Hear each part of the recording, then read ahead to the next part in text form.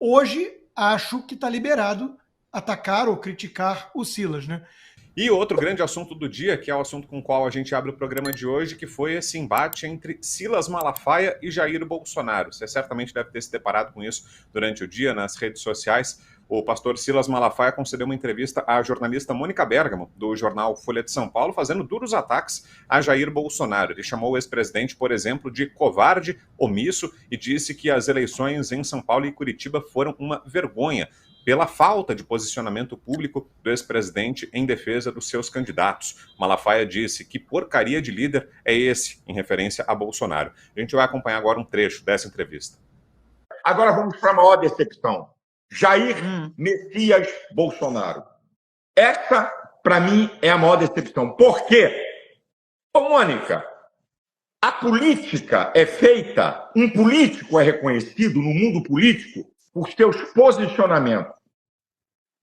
Qual é a sinalização que Bolsonaro passou? Eu não sou confiável nos meus apoios. E ele não é. Hã? Ele não é.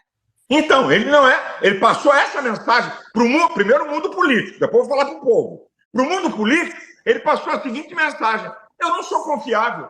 Quem é que vai fazer aliança com um cara que não é confiável? O que ele fez em São Paulo e no Paraná é uma vergonha. Em São Paulo, em cima do muro. No Paraná, ele tem candidato a vice numa chapa e declarou: olha, a mulher lá pode usar meu nome. Sinalizou duplamente. Gente, isso não é papel de um líder da direita de nível maior.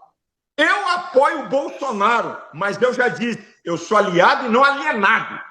Ele tem meu apoio, mas as atitudes dele nessas duas eleições, e em São Paulo, ficou em cima do muro, fazendo duas sinalizações. Ontem, quando ele deu aquela resposta, que foram perguntar a ele de manhã, vem cá, e se o Nunes não passar, você apoia o Marçal? Contra Boulos, qualquer um. Ele é inteligente, eu apoio ele. Eu falei para ele, eu mandei um zap, você se tornou o maior boca de urna para Marçal. Como você diz que ele é inteligente, apoia um canalha que falsificou documento, que quer dividir a direita e o voto evangélico, que ora fala bem de você e mal, você dá uma palavra dessa, sabe qual vai ser a sua resposta? Não vai ter segundo turno. Não, ele não vai para o segundo turno, porque o povo de São Paulo é um povo honesto, que não vai votar em mau caráter. Essa era a resposta dele. Ele não é criança. Sabe o que ele fez? Jogando para os dois lados. Eu desafio. Entra nas redes de Bolsonaro e dos filhos dele. Entra na rede. Não tem uma palavra sobre São Paulo. É como se a eleição de São Paulo não existisse. Que porcaria de líder é esse? Agora, como é que o senhor define a atitude dele? Covarde, desonesto? A atitude dele, covarde, omisso, se baseia em redes sociais, não quer se comprometer, fica em cima do muro, sabe? Para ficar bem, sabe com o quê? Com seguidores. Fica bem com seguidores. Então, por isso que eu elogio o Tarcísio. Essa é a posição de um líder. Líder não fica atrás de seguidor. Líder, a palavra líder vem da língua vinque. Significa o capitão de um navio, o cara que dá rumo. Como é que um líder, o cara foi presidente da República, é o líder, é o maior líder da direita, ô Mônica. Eu estou falando verdades aqui, você sabe e conhece. O maior líder da direita dá sinais dúbios, confusos, sabe? Vou apoiar, Nunes, é Marçal?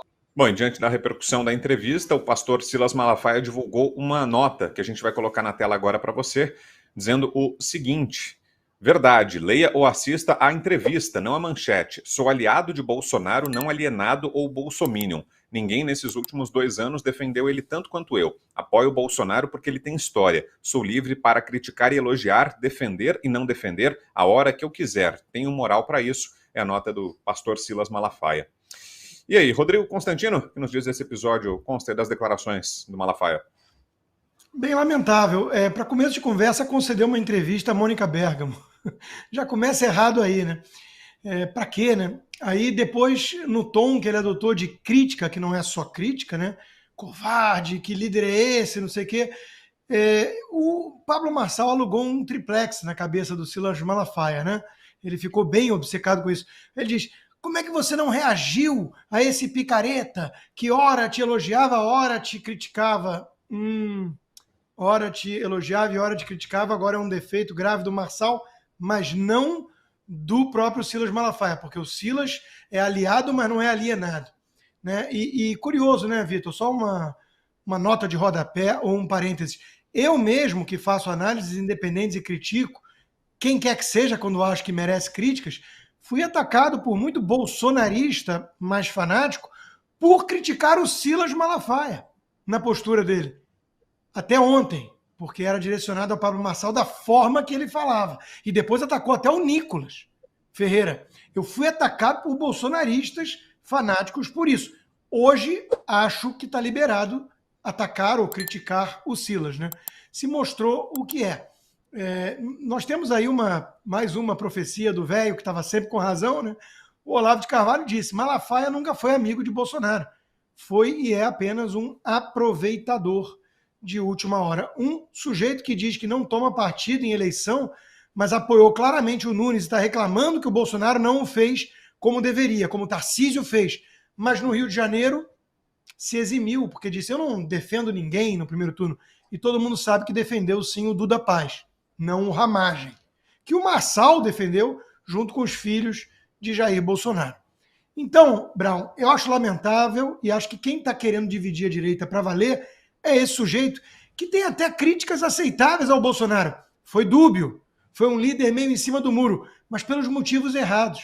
O Silas gostaria que ele fosse mais Valdemar, mais Kassab, mais Tarcísio, aquele que vai na Gilmar Palusa, elogiar o sistema, o STF, a direita permitida, quase um tucano. Então, o Bolsonaro, sim, às vezes ele morde e assopra, às vezes ele tenta ficar bem com o sistema, pede até para o Temer ligar ou mandar uma carta para o Alexandre de Moraes, logo depois de falar: canalha, acabou, porra. Porque ele tem o receio de ser preso, ele é alvo número 1 do sistema. E muita gente teme, muito bolsonarista, que ele seja engolido pelo sistema. O que o Silas Malafaia está querendo é acelerar esse processo ou descartar o Bolsonaro, que ele é mais útil. Se o Tarcísio virar o novo nome da direita, olha que lindo, né? Kassab tocando a ficha, liderando, né, como ele disse, o rumo, apontando o rumo, aí a direita está feliz e vai salvar o Brasil. Mas em 2030, porque o Kassab já disse numa entrevista que em 2026 é muito difícil vencer o Lula. Então tem que preparar o Tarcísio, que é o grande projeto dele, em 2030. Então, ô turma da direita, fiquem tranquilos aqueles que me chamam de traidores ou jogam pedras, porque eu faço análise independente e estou longe.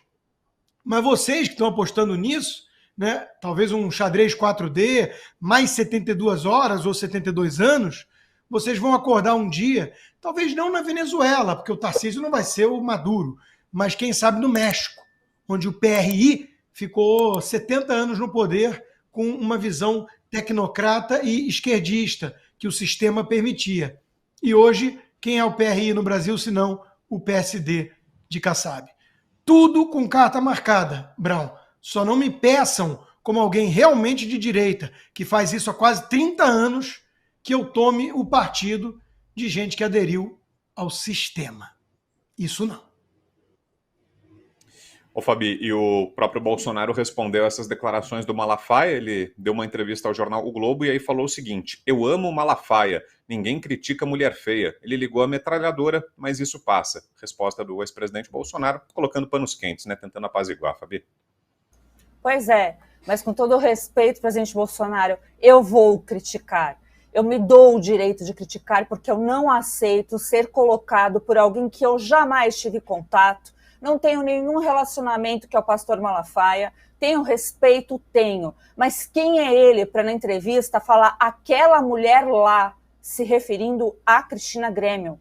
Ele tem que conhecer, se ele quer se meter com o eleitorado do Bolsonaro por qualquer benefício, ele tem que conhecer quem são as pessoas. Sim, eu não aceito isso, não é só pelo Bolsonaro.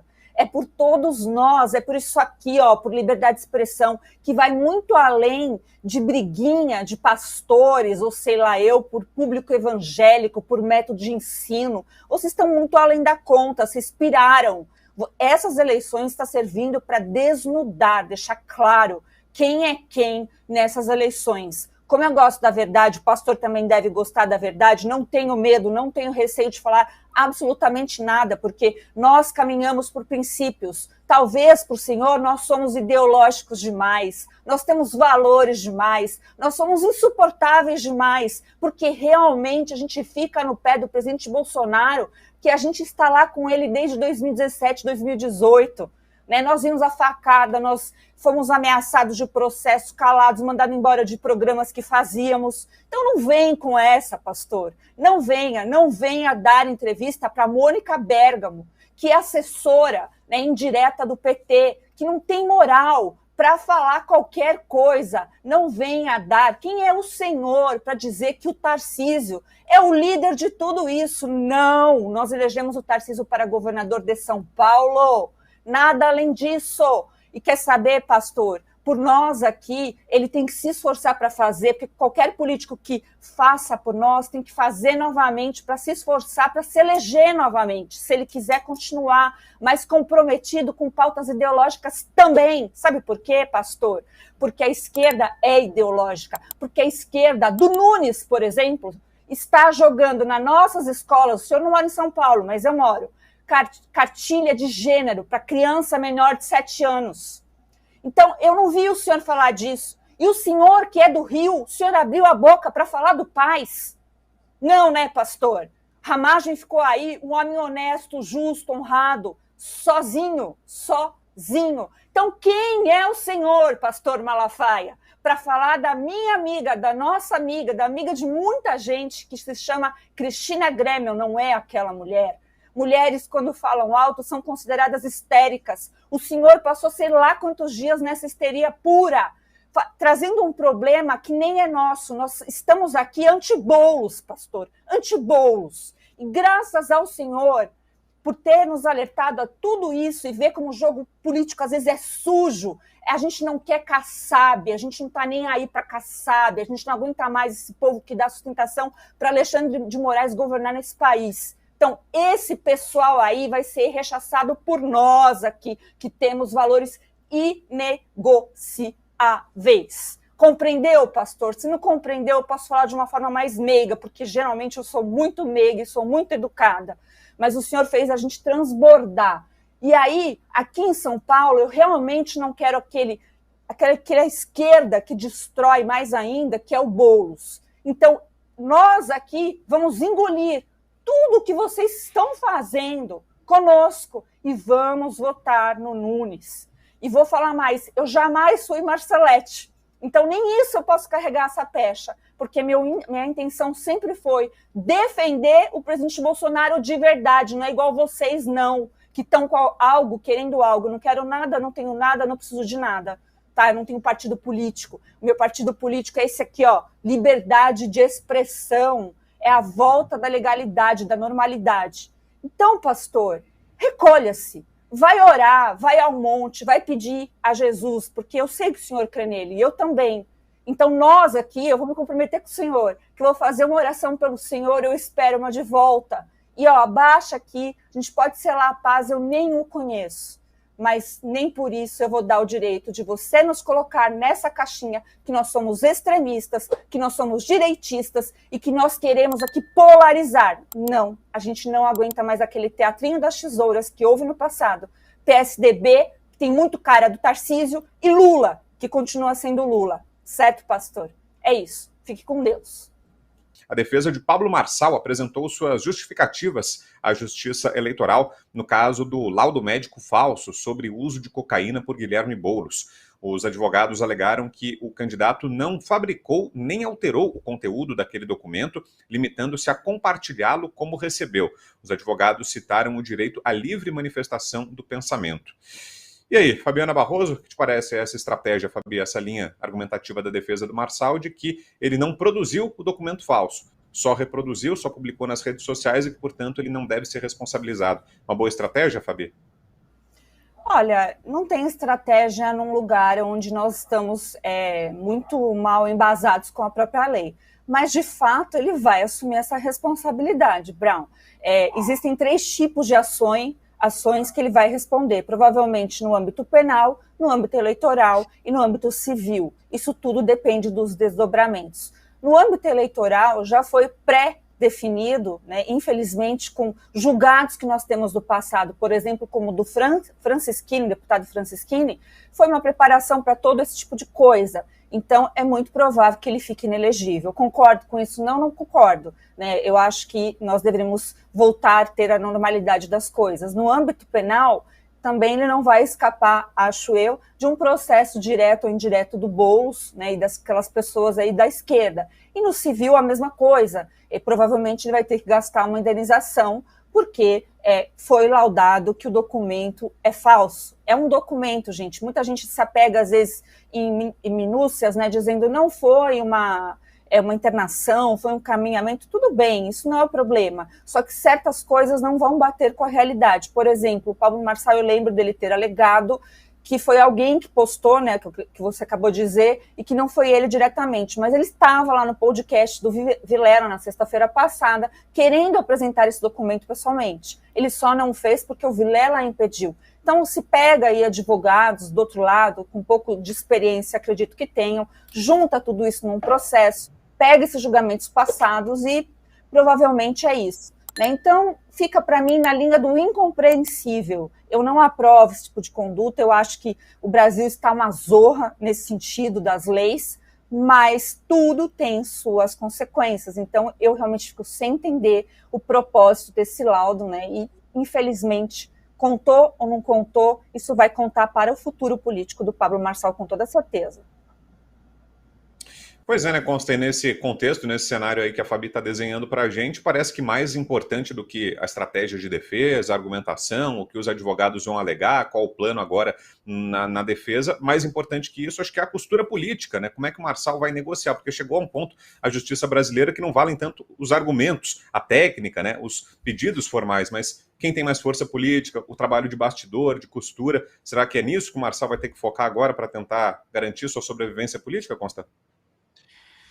Eu acho que sim, né? Veja, foi um erro primário. E é óbvio que, do ponto de vista legal, se ele fosse o autor da farsa, né? Se ele tivesse mandado forjar um documento falso, isso seria muito mais grave do que ele receber, achar que é verídico e divulgar na pressa, né? De forma precipitada, sem averiguar. Né? Então, são 2 tipos aqui de culpa, digamos assim. Ele vai ter que responder por isso, né? Acho que o que ele está alegando eu não mandei fazer nada, apareceu para mim um laudo, eu não sou perito, eu divulguei. É uma linha de defesa legal. Mas a principal questão para o Marçal nessa história é a linha de defesa, eu não vou nem dizer moral, porque eu quero lembrar aqui também aos puristas que a política não ficou suja com o Pablo Marçal.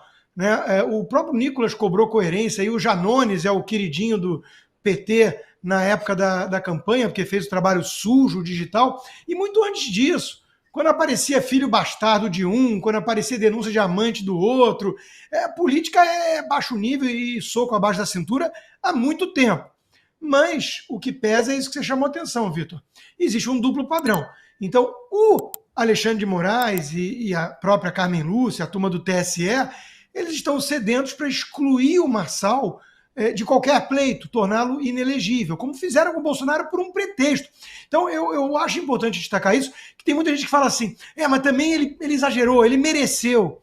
Quem fala isso, quem cai nessa tentação, está ignorando que não é uma questão de régua isonômica. Não é uma questão assim, ele passou dos limites aceitáveis numa democracia. Se fosse esse o critério, o Bolsonaro não estava inelegível. Ele está inelegível por um pretexto. Então, o ponto é, o sistema quer expurgar qualquer um que tem uma pegada mais à direita nacional populista, como já foi o Bolsonaro, como surgiu do nada o Pablo Marçal, e eles querem garantir que ninguém com esse perfil vá surgir novamente, porque eles sabem que isso tem demanda, é a demanda antissistema. Então, eles querem persegui-los. O critério aqui é, obviamente, um duplo padrão. Se o Janones fizer a mesma coisa, está liberado. Se o Datena der uma cadeirada no outro, está liberado. vai ter 1% dos votos, vai matar o PSDB em São Paulo, mas está liberado do ponto de vista da eleição, do sistema. Então tem muita coisa errada nessa história.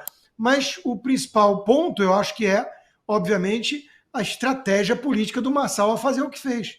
Isso foi um tiro no pé. Alguns chegam a pensar que ele quis isso, né? Porque é tão imaturo, é tão absurdo ele fazer o que fez aos 45 do segundo tempo, né? Que a gente fica até na dúvida. Agora, ele vai pagar um preço político alto por ter feito o que fez. O resto, de novo, o sistema tem duplo padrão.